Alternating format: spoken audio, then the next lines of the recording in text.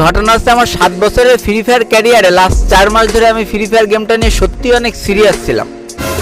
আমি চাচ্ছিলাম ইউটিউবার বাদেও ফ্রি ফায়ার জগতে নতুন একটা পরিচয় তৈরি করতে, যার দরুন তোমরা বিগত কয়েক মাস ধরে দেখতে পাচ্ছ আমি রিজিয়নও পুশ করছি এবং ছোট বড় বিভিন্ন ধরনের ই স্পোর্টস টুর্নামেন্টও অংশগ্রহণ করছি। আর ঠিক এমনই একটা টুর্নামেন্ট যার নাম হচ্ছে এইচডি ডমিনেশন টুর্নামেন্ট। মোটামুটি শরীরে একটা ভাব আইছে না। আর এই টুর্নামেন্টে শুধু আমি নয় বরং আমার প্রতিদ্বন্দ্বী হিসেবে রয়েছে 48টা ভিভাস ইউটিউবার, সাথে তাদের ই স্পোর্টস স্কোয়াডমেট।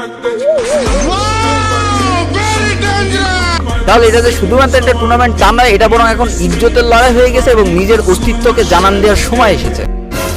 কিন্তু এখানে প্রশ্নটা হচ্ছে, যেখানে 48টা ভিভাস তাদের বিধ্বংসী ই স্পোর্টস স্কোয়াড নিয়ে রেডি প্রতিদ্বন্দ্বী করার জন্য, সেখানে আমি একজন নতুন ই স্পোর্টস প্লেয়ার হয়ে আমার অস্তিত্ব কতটুকু ধরে রাখতে পারবো এটাই তোমাদের জানার বিষয়। তো দেরি কেন, নড়ে চড়ে বসো, দেখা যাক কোয়ালিফাই রাউন্ডে আমাদের পারফরমেন্স আসলে কেমন ছিল আর আমরা আদৌ কোয়ালিফাই করতে পারলাম কিনা। টুর্নামেন্টের প্রথম ম্যাচ শুরু হয়ে যাওয়ার সাথে সাথে আমরা প্লেনের পাশাতে ঠাস করে লাফ দিয়ে চলে যাই মিলের উদ্দেশ্যে, কারণ আমরা আজকে চিন্তা ভাবনা করেই রেখেছিলাম খুব শান্তভাবে গেম প্লে করবো, কারণ এখানে টোটাল 12টা ভিভাজের স্কোয়াড আছে, তার মধ্যে 6টা ভিভাজি কিন্তু পরবর্তী রাউন্ডে কোয়ালিফাই করবে। এই জন্য আমাদের মাথায় তেমন কোনো টেনশন ছিল না, খুব আরামসে তো আমরা 6টা মনে করো 6 জনের মধ্যে থাকতেই পারবো। সেই উদ্দেশ্য নিয়ে পুরো মিলটা আমরা হাউমাউ করে লুটে ফেলি এবং তার পরবর্তীতে আমরা যে এখান থেকে বেরোবো তখন আমাদের সাথে এমন একটা ঘটনা ঘটে, যেই ঘটনাটা ঘটার পরে আমি সবাইরে বলি যে শান্ত খেলার গুলি মারি, ইনিমিদের ধরে ধরে পাট খেতে ফেলে পিছন মারি, ঠিক আছে? তো মোটামুটি মিলটা আমরা লুট করে যখন জোনের গাদে গাদে আস্তে আস্তে জোনে ঢুকছিলাম, ঠিক সেই মুহূর্তে দিকে আমাদের উপরে চারিপাশ থেকে ফায়ার করছে আর আমরা তালগোল পাকায় ফেলে আর এই ঘরের মধ্যে ঢুকে যায় আশ্রয় নিই। আর সেই মুহূর্তে আমাদের একটা টিমমেট আমাদের থেকে দূরে পড়ে যায় এবং আমরা তাদের নির্দেশ দিই তাড়াতাড়ি এই ঘরের মধ্যে চলে আসতে। আর যখন আমরা একটুখানি ঘরের মধ্যে সেট আপ হই তখনই দেখি আমার উপরে কি চদরবদর একটা ক্যারেক্টার স্কিল মেরে দিয়েছে আর তখনই আমার টিমমেট গেছে ডাউনে। আর আমি তাড়াতাড়ি হাউমাউ করে যখনই সেটার বাঁচাতে যাবো দেখি পিছন মারা সারা আকাশ ভরা তারা। এখন আমি আর কোনো উপায় না পেয়ে এদিকে দেখি জোনটাও আমাদের ফেভার দিননি, তাই আমি তাড়াতাড়ি কি করবো ভেবে পাচ্ছিলাম না। আর হাতের দিকে একটা লঞ্চ প্যাড আছে আর যেই লঞ্চ প্যাডটা এখানে ভট করে হান্দে দিই আর লঞ্চ প্যাডের উপরে উঠে আমি মারবো না মারবো এমন জায়গায় লঞ্চ প্যাডটা মারিছি, সেখানে দেখি একটা দুটো না লাখখানি কিনিমে আমাদের উপরে হাউমাউ করে দেওয়ার জন্য প্রস্তুত। আর আমরা বুঝতে পারি এল শেপের উপরে এক স্কোয়াড রয়েছে, তাই আমি গুটি গুটি পায়ে মনে করে এগিয়ে যাচ্ছিলাম। ঠিক সেই সময় দেখি চারিপাশে বেঁধে গিয়েছে হাউমাউ আর আমারে করে দিয়েছে এক মেয়ে ধরে কাউমাউ। আর তখন আমি কনফার্ম হয়ে যাই আর সেই মুহূর্তে দেখতে পারি আর কেউ না, আমাদের অন অ্যান্ড অনলি পাগল প্লেয়ার জিসান, সে চলে গিয়েছে রিভাইভ দিতে। তো এখান থেকে রিভাইভ পাওয়ার পরে আমি তো আমার প্রতিশোধের আগুন দাউ দাউ করে জ্বলছে আর আমি চিন্তা করলাম এখনই আমি এই জায়গায় নামবো আর আমার ওই স্কোয়াডমেটদের ধরে পিছন মেরে দেবো। মানে স্কোয়াডমেট না, যে এনিমিটা আমাকে মেরেছে তার ধরে পিছন মেরে দেবো। তো সেই উদ্দেশ্য নিয়ে আমি এখানে হাউমাউ করতে করতে নামছি আর হঠাৎ করে দেখি যে এই টিমমেটটা এখনো আমাদের বেঁচে রয়েছে, সে এখনো ফাইট চালাই যাচ্ছে, তাই তারে ব্যাকআপ দেওয়ার জন্য আমরা দুইজন কিন্তু এখানে নেমে যাব। আর নেমে যাওয়াই আমাদের জীবনের সব থেকে বড় একটা ভুল ছিল, যেটা এখনই তোমরা দেখতে পারবা। তো দেখতেই পাচ্ছ এখানে কিন্তু একটা এনিমি যারে আমরা মারবো দুইজন মিলে, কিন্তু দুঃখের বিষয় আমাদের কাছে ভেস্ট না থাকায় আমাদের পোঙা মেরে দিয়েছে, ঠিক আছে? আর যেই পিছন মারাটা খাওয়ার পরে আমি বলে উঠলাম আমার মনে চরম অশান্তি, আমার পিছন মেরে এনিমি পেয়েছে চরম লেভেলের শান্তি। আর সেই সময় আমার টিমমেট যখন হিল দিতে যাবে তখন তার উপরে আবারও সেই চদরবদর ক্যারেক্টারের ব্যবহার আর সেকেন্ডের মধ্যে আমাদের স্কোয়াড ভ্যানিশ। থার্ড পার্টির শিকার হয়ে সর্বপ্রথম আমার স্কোয়াডটায় পোঙা মারা খেলো, কিন্তু তারপরেও আমি শান্ত ছিলাম। কিন্তু এরপরে ধারাভাষ্যকর যে কথাগুলো বলেছিল সেগুলো শোনার পরে আমার শান্ত মন হঠাৎ করে অশান্ত হয়ে যায় আর আমি একটা খ্যাপা পাগল হয়ে যায়। তো চলো শুনে আসি সে আসলে কি কি কথা বলেছিল। একটা টিম এলিমিনেট হয়ে গেল, আপু এই ব্যাপারটা আসলে কেমন দেখেন যে একটা টুর্নামেন্ট যেখানে দুটো ম্যাচের মধ্যে থেকে নির্ধারণ হবে কোন কোন টিমগুলো কোয়ালিফাই করতে যাচ্ছে নেক্সট রাউন্ডে, সেখানে ফার্স্ট ম্যাচেই দুটো ম্যাচের প্রথম ম্যাচেই যে আর্লি এলিমিনেট হয়ে যাওয়া, এটা কতটা ব্যাড ইম্প্যাক্ট ফেলতে পারে, কি মনে করেন? তো এখানে প্রত্যেকটা টিম যেহেতু আছে, তো আমি বলবো যে এখানে এখনো পর্যন্ত অনেকগুলো টিম আমাদের বেঁচে আছে। তো ফার্স্ট ডে যেহেতু শেষ হয়ে গেছে, লাস্ট সেকেন্ড ম্যাচে তার কিন্তু এটাও এখান থেকে কিল পয়েন্ট এন্ড পজিশন পয়েন্টে তার বের করতে হবে। ফার্স্টে শেষ হয়ে যায় এটা, কিন্তু যেহেতু দুটা ম্যাচ থেকে আমাদের নির্ধারিত হবে first, second, third and fourth position.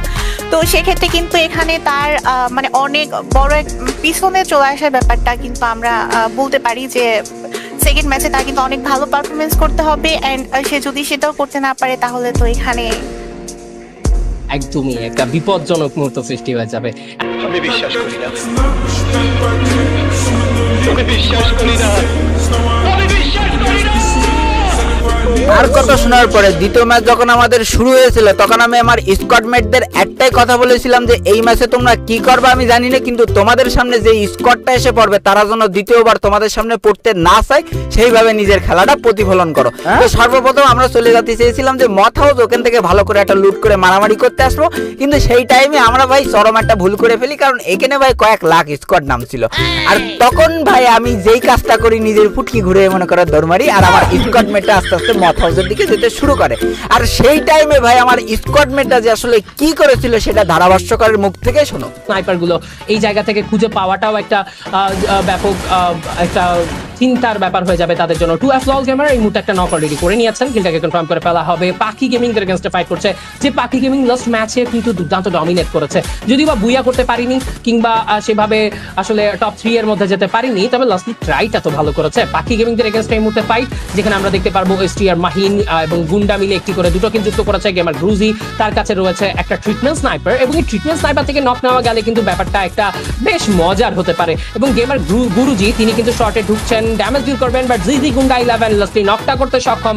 Gaming with Siam 2M K knock করে নেওয়া হয়েছে, সিয়াম কে মুহূর্তে ভ্যানিশও করে ফেলা হবে, তারই সাথে 3-3টে কিল তারা যুক্ত করে ফেলবেন। খেলা তো সবে শুরু করেছে আমার বাঘের বাচ্চাগুলো, তো অলরেডি মথ হাউস ফাঁকা করে দিলেও আমরা পেটের ব্যবহার করে জানতে পারি যে মথ হাউসের মধ্যে একখান রিভাইভ দিচ্ছে। সেই মুহূর্তে আমরা চিন্তা করি ওই পাশ থেকে ঘুরে আস্তে আস্তে মথ হাউসের দিকে যে ওই একটা এনিমিরে হাউমাউ করে দেবো। ঠিক সেই টাইমে আমাদের সাথে যেটা ঘটে সেটা আমি নিজের চোখে বিশ্বাস করতে পারছিলাম না। হঠাৎ করে দেখি দুটো টার্জান ঝুলতি ঝুলতি যাচ্ছে, মানে কত বড় সাহস, হাগানেই তোমার ডাক আছে, ঝুলতি ঝুলতি যাচ্ছে। আর আমি দিছি এই দিক থেকে AWM দিয়ে একটা গুতো, ওই দিক থেকে আমার টিমমেটরা ওদের মেরে বের করে দিয়েছে পাছা দিয়ে সুতো। আর যেই আনন্দে মনের মধ্যে একটা কবিতা চলে এসেছে, ঠিক আছে, আমরা এবার গর্জে উঠেছি, লাগছে না একটু ভয়, ইনিমি তোমাদের পিছন সামলিও, কারণ আমরাই করব জয়। যাক যাক, অতিরিক্ত হাইপার হয়ে গেছি। তবে এবার দেখতে পারবা টিমমেটের প্রতি টিমমেটের কি ভালোবাসা ভাই। মথ হাউসের সামনেই আমরা ওদের টিমমেটের হাউমাউ করে দিলাম, আর ওই বেটা মথ হাউসে বসে বসে রিভাইভ দিচ্ছে। তাহলে এবার চিন্তা করে দেখো এটারে কি পরিমাণ মাইটা দেবো। অলরেডি আমাদের এক বাঘের বাচ্চা শুধু ঝুলতে ঝুলতে ও টার্জান স্টাইলে চলে যাচ্ছে মথ হাউসের দিকে। আর আমরা চিন্তা করলাম ভাই আমরা ওরকম পাগলের মতো সব লাইন দিয়ে যাব না, আমরা দুইজন চলে যাব পানি দিয়ে। আর যেটা আমাদের জন্য একটা যুগান্তকারী সিদ্ধান্ত ছিল, যেটা একটু পরেই তোমরা বলতে পারবা, ঠিক আছে। তো এখান থেকে মোটামুটি ব্র্যান্ডিং না বাল্ডিং বলে, বাল্ডিং থেকে আমি হালকা পাতলা লুট করে অলরেডি আমাদের একজন পানিতে সাঁতরাতে যাচ্ছে। আর বাস্তব লাইভে আমি যেহেতু সাঁতরাতে পারি না, সেহেতু এখন আমি কি লেভেলে সাঁতারটা দেবো তোমরা দেখলেই বুঝতে পারবা।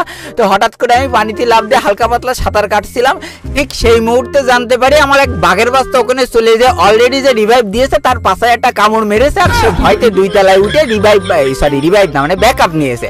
সেই মুহূর্তে আমরা মনে করো সুপ্ত প্রতিভা ব্যক্ত করে চলে যাচ্ছিলাম মথ হাউসের উদ্দেশ্যে, তখন হঠাৎ করে যেন কিডা কোন দিক থেকে আমার পিছন মেরে পিছনটাই লাল করে দিল, যা আমি এখান থেকে মরে গেলাম। তবে চিন্তার কোনো কারণ নেই, আমার বাঘের বাচ্চাগুলো আমার বাসায় দেবে। আর অলরেডি যেহেতু আমার বাঘের বাচ্চা একটা মনে করো সেই শিয়ালের বাচ্চার পাশায় কামড় দিয়েছে, তার মানে ওর কপালে আজকে দুর্ভোগ আছে। তো এই খেলা করার উদ্দেশ্যে আমিও কিন্তু টুকটুক করে মথ হাউসে নেমে যাচ্ছিলাম, কিন্তু এখনো পর্যন্ত সেই শিয়ালের বাচ্চাটারে আমরা মারতে পারিনি। কিন্তু সেই মুহূর্তে আমার বাঘের বাচ্চাটা ওর একটা মরণ কামড় দিয়ে নিজেও মরে গেছে, আর সেই ব্যাটাটারেও মেরে ফেলাইছে। তো যাক, মোটামুটি মথ হাউস আমরা যেই মুহূর্তে ক্লিয়ার করে ফেলেছি বলে সিদ্ধান্ত নিয়েছি, ঠিক সেই সময় হঠাৎ করে দেখি কিরে বাড়া টালের আওয়াজ কমতে আসলো। এ বাবা ভাই, ছাদের উপরে পোর্টাল মেরে কিটা চলে এসেছে, সর্বনাশ। তো অবশেষে আমার যে বাঘের বাচ্চাটা রিভাইভ দিয়ে দিয়েছে, তারে বললাম ওই শিয়ালের বাচ্চাটার কামড় দেওয়ার জন্য ছাদের পরে নেমে যাও। আর যেই মাত্র ছাদের পরে নেমেছে তার কাছে কোনো লুটপাট ছিল না, তো তারে মেরে খাল করে দিয়েছে। আর সেই সুযোগটা নিয়ে আমি আস্তে করে নিচে নেমে আমার বাঘের বাচ্চাটার রিভাইভ দিয়ে দিলাম। আর 2 বাঘের বাচ্চা মিলে যে কি মাইটটা দেখছে ওরে একটু পরেই বুঝতে পারবা। হঠাৎ করেই দেখি তারে শুইয়ে দিয়েছে, আর আমি টুক করে যে তার কিলটারে কনফার্ম করে দিলাম। আর এরই মাধ্যমে আমরা কিন্তু অলরেডি 5টা কিল করে ফেলেছি, আমাদের স্কোয়াডরা 5টা কিল করে ফেলেছে। তারপরে আমরা মথ হাউস ছেড়ে আস্তে আস্তে জোনে যাওয়ার উদ্দেশ্যে টুকটুক করে রওনা দিয়ে এই উপরের পাহাড়ে এসে দাঁড়িয়েছি। আর সেই মুহূর্তে বুঝতে পারছি যে আশেপাশে হয়তোবা আমাদের অ্যাটাক হতেও পারে, তাই আমরা খুব সাবধানতার সাথে একটা প্রপার ব্যাকআপ খুঁজছিলাম যে আসলে কোন জায়গায় যে ব্যাকআপ নিতে পারবো। ঠিক সেই মুহূর্তে দেখি তলায় একই স্কোয়াড ভাই, আর তার মধ্যে আমার টিমমেট মারার আগে ডাউন করে দিয়েছে। বুঝতে হবে ভাই, আমি হচ্ছে সিংহ, কিন্তু আমার টিমমেটরা তো বাঘ, বাঘরা বেশি হিংস্র হয়, সিংহরা তো হিংস্র হয় না। তো যাক, আমি অবশ্যই একটা প্রপার ব্যাকআপ পাইছি, কারণ ভাই টুর্নামেন্টে গুলওয়াল কিছুই না, চোখের পলকে গুলাল ফাটায় দেয় মানে এনিমিরা। এই জন্য আমি ভাই প্রপার ব্যাকআপ নিয়ে বসে রয়েছি, আর অলরেডি ওই ঘরের মধ্যে একটা মানে শিয়ালের বাচ্চা হাউমাউ করছে, আর এইদিকে আমার বাঘের বাচ্চাগুলো জুম করে বসে রয়েছে, আর আমি সিংহ তো আসি শুধু একটু বেরোতে এবার দেবো পাতায় একটা সর ওরে বলবে আমার পাতা হয়ে গেছে লাল। কবিতা মিলাতে পারিনি, পরের বার মিলাই দেবো। মানে প্রত্যেকবার আমাদের সাথে থার্ড পার্টি হয় বুঝছো, কন্দে হাউমাউ করে চলে এসেছে আমাদের লুটে নেওয়ার জন্য, কিন্তু সেই মুহূর্তে আমাদের ধারাভাষ্যকার আবার কি বলে শুনে নাও। অল গেমারদের সাথে মধ্যে ফাইট চলছে, লং থেকে প্রেসার করা হবে। দুটো পাহাড়ের মাঝখানে কিন্তু একটা বড় গ্যাপ। সো এই জায়গায় আসলে কি করবে দেখা যাক, সেটাই লল গেমাররা এক সাইডে রয়েছে।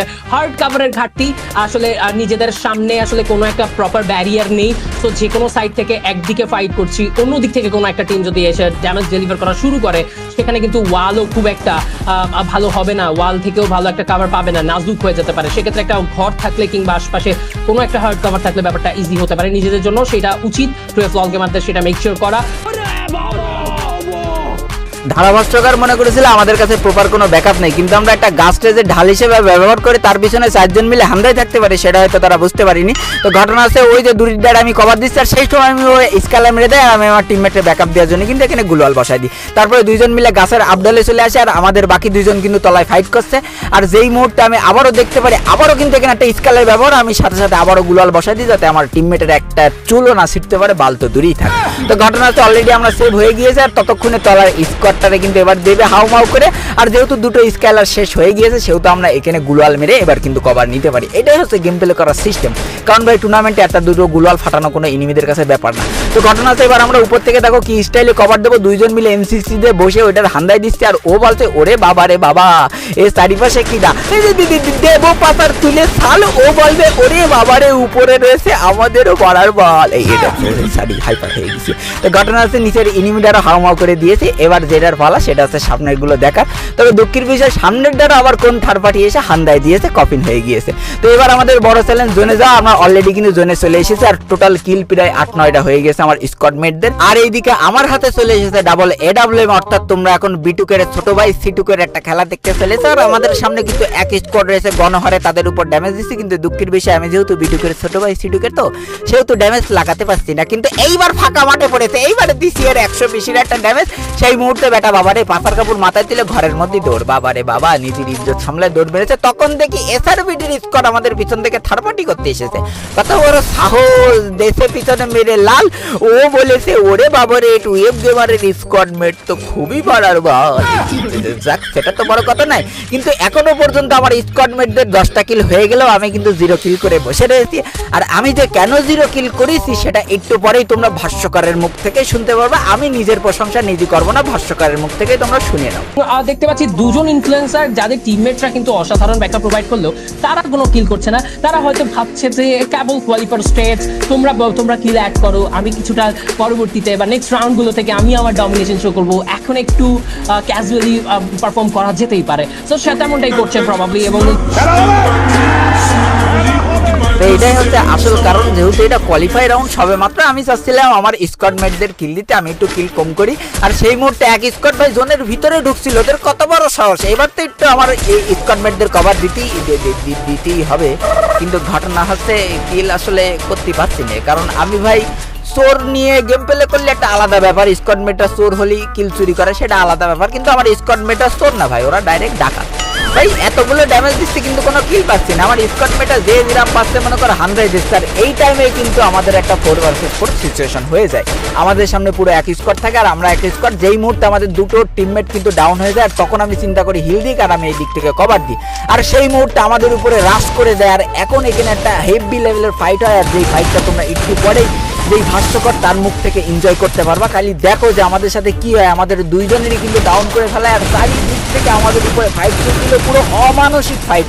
আর সেই মুহূর্তে দেখো কিভাবে আমরা কি করি এখানে 4v4 ব্যাটল। এবার S2K ভার্সেস 2F লল gamer, clean 4v4 scenario create হতে যাচ্ছে। S2K দের এগেইনস্টে 2F লল গেমারদের একটা ফাইট চলবে। S2K ড্যামেজ ডেলিভার করছেন, বাট সেই সিচুয়েশনে কিন্তু হারুকি নক হয়ে গেছেন। S2K রিভাইভ করার জন্য চেষ্টা চালাতে চাইলেও গেমার গুরুজি সাইড থেকে করা প্রতিটা শট যেন কাটার মতো বিঁধেছে, সেখানে কিন্তু গুন্ডা নক হয়ে যাবেন, মাহির নক হয়ে যাবেন। 2F লল গেমারের একটা ভুল পদক্ষেপ বিপদে ফেলতে পারে, কিন্তু থ্রোয়েবলের অ্যাটাক এবার কিন্তু 2F লল গেমারদেরকে ভাবতে করতেই হয়। অপোনেন্ট টিমের হারুকি নক হয়েছে শুধুমাত্র, এবার ডুয়েট বল গেমারকে করে ফেলা হবে নক। শর্ট রেঞ্জের রাশ ক্রিয়েট করা হচ্ছে। গুরুজি শর্ট রেঞ্জের প্লেয়ারগুলোকে কি এই মুহূর্তে নক নিতে পারবেন কিনা? 75 সিসি ইলেকট্রো নক হয়ে যাবেন, আরো কিছু ডেলিভার করা হচ্ছে। ডাবল হেডশট গেমার গুরুজি সাইড থেকে একটা 1v3 এর ক্লাচ হবে কিনা সেটা দেখার বিষয়। লাস্ট নকটা নিয়েছেন, কনভার্ট করেছেন S2 কে একা হাতে, তিনি ফিনিশ করেছেন S2 কে এবং পুরো সুব্রত টুকিলকে তিনি একতরফা এলিমিনেট করে দিল। দুর্দান্ত ব্যাপার। 2F লল গেমার গড দ্য বুইয়া বুইয়া বুইয়া। শিল মাইরা দিমু, শিল মাইরা দিমু, শিল মাইরা দিমু, আমি শিল মাইরা দিমু। তো ভাই আজকের ভিডিওটা ছাড়ার একটাই উদ্দেশ্য যে প্রথম ম্যাচে আমরা হাউমা হয়ে যাওয়ার পরেও দ্বিতীয় ম্যাচে যে সবার পাশে সিল মেরে বুয়া রাখার ক্ষমতা রাখি, নিজের অস্তিত্ব জানান দিতে পারি, এটা সবার জানানো ছিল। ধন্যবাদ।